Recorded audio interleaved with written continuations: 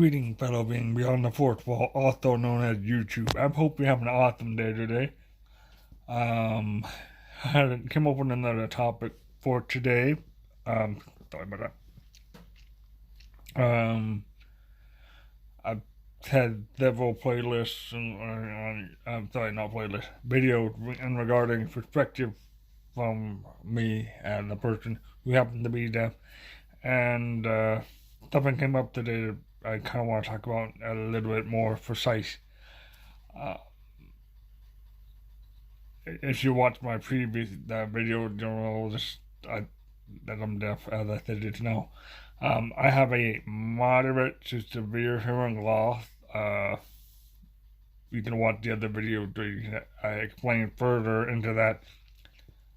But I was having a conversation with several people. This one particular individual, woman, happened a little bit shorter than me.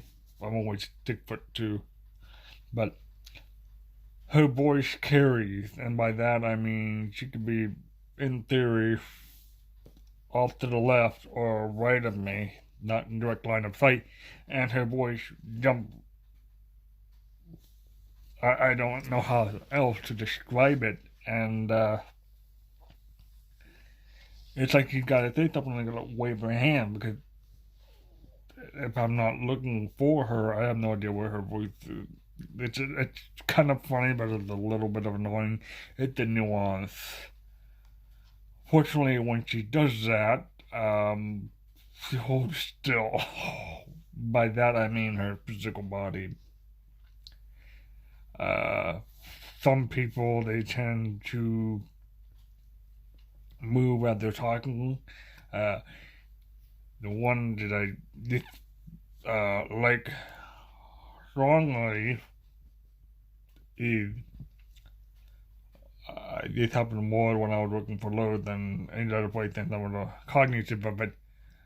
They will talk to me, have a request or whatever. I'll have not been moving, and then they'll walk away and continue the conversation, or finish the conversation, letting it trail off with them. I don't understand that. That makes no sense whatsoever. However, for me, I found a way around that, which worked wonders for me, because, this is just how I am. One particular incident, I needed one of the general managers, or whatever it was that do, it didn't matter, or something. He asked if I had a minute, which he wonders how I did this. I could just walk with me. Very simple request, because I don't know how to hold still. I am right now sitting in this chair, but as you can see, I like talking with my hands. And we were able to continue the conversation rather than this, holding still thing. Whoops, sorry, my hand like that. But an example, let's go back to for today. Different woman. Since I work, you already know I'm in the Des Moines area in Iowa, and I was working in the food class. My brain here went away, and my mouth muddled it up over at Camp Sunnyside. And we were doing help in the kitchen work, wash the dishes, whatever else. And for today, which they know this simply because of the kind of person that I am, they had prep work for oranges. Now, they had to have it cut lengthwise and then, segmented into 6 total pieces at an angle. And this particular individual knows when it comes to cutting, I enjoy it. I enjoy prep work. There's no other way around it. So once they showed me how to do this, the main woman in the kitchen,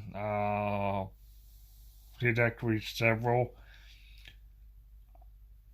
Her voice is, how do I say it, not quite bass. Now, if I can hear it. But when she projects, I can hear her. And she seems to either be right on cue, which I can hear her, or the white noise, which it really isn't white noise,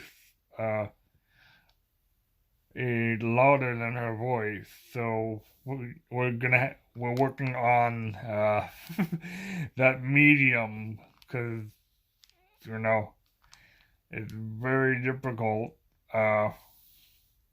for me to conceal the fact that I'm deaf. I don't want to. It kind of permanent until certain interventions, but we don't need to go into that.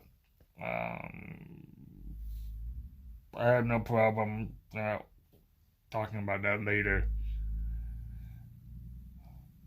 But this is not the same day. This is like yesterday. I had a conference call with someone else, and he asked if there anything that he needed to know about me, and I told him I'm deaf. A person who happens to be deaf. But the main thing that I need most people to do is enunciate and project. That's from the diaphragm. For those who do not know, that's just below the lungs.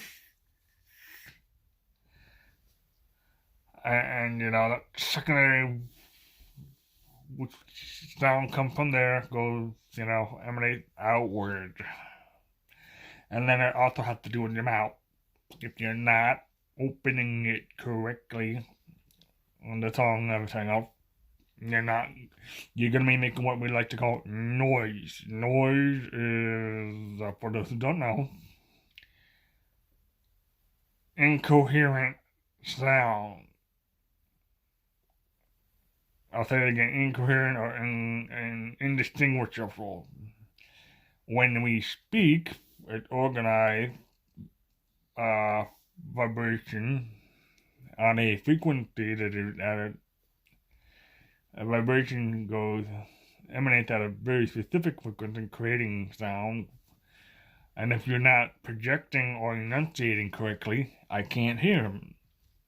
That's oversimplification. Second point, I had to explain to this individual, since I happen to be deaf, I have to use, and hearing loss, I have to use your language. So I explained to him, if I say, huh, what, or any variation, instead of you repeating yourself verbatim, for me, not the other individuals who happen to be deaf, rephrase the question. And by that, I don't mean verbatim. We can fine tune the conversation because, I have my limited hearing range and everyone else doesn't. You have your own little disadvantage. Just something to think about.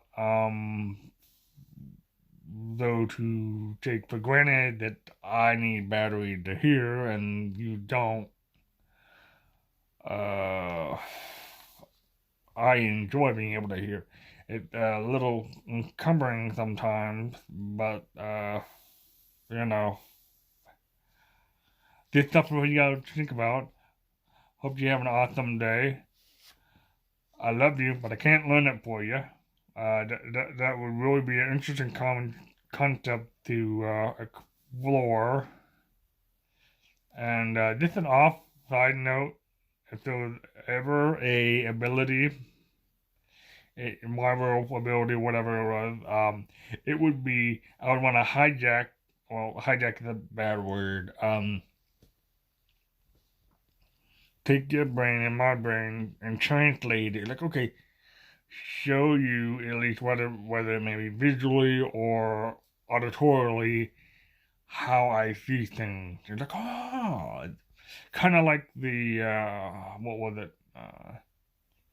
In the Hitchhiker's Guide to the Galaxy, there was a if only you thought my way gun. Except it wouldn't be a gun; it would be something else, you know. And it would work for both genders. It would not be mutually exclusive only for men, because I thought that personally, I thought that you can't do it to a woman. Rather ingenious, but kind of sexist. That's just an observation. Take it as you will. As I said before, I love you all. I can't learn it for you. Have an awesome day. Bye bye.